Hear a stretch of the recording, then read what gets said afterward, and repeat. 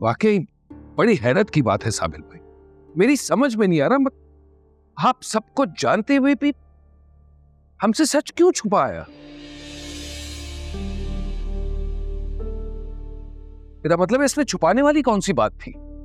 अगर बता देते तो कम से कम उस जलालत और बेइज्जती से तो बच जाते। मुझे लगता है कि इससे भी ज्यादा बेइज्जती होनी थी। मुझे इल्म था कि अगर ये बात तुम लोगों को पहले पता चल जाती तो तुम लोग उसके साथ जबरदस्ती करते और रोशनारा से उसका निकाह पढ़वा देते। इसलिए मैंने ये मशवरा दिया था कि अपने बीवी बच्चों को लेकर आए। बीवी बच्चों को देख के शायद तुम सबका दिल नरम पड़ जाता, उसके साथ थोड़ा सा तहजीब से पेश आते।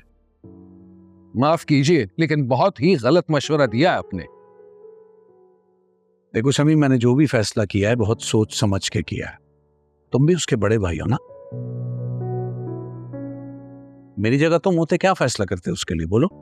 मैं तो साफ साफ कह देता कि गलती हो गई है, हो गई है। अब उसे भूल जाओ और यहाँ आकर अपना वादा निभाए और हुस्नारा से निकाह करे। और निकाह कर ले, ये बात उसके अपनी बीवी बच्चों का क्या होता?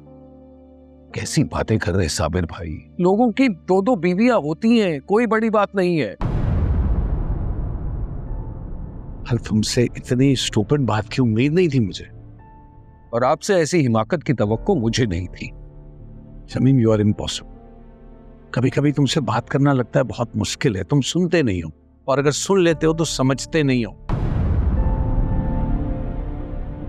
देखो, मुझे लड़ना नहीं है, मैं इस घर में फिसाद नहीं चाहता, मैं तो बचाने की कोशिश कर रहा हूं, इसलिए मुझे इससे बाहर समझाओ।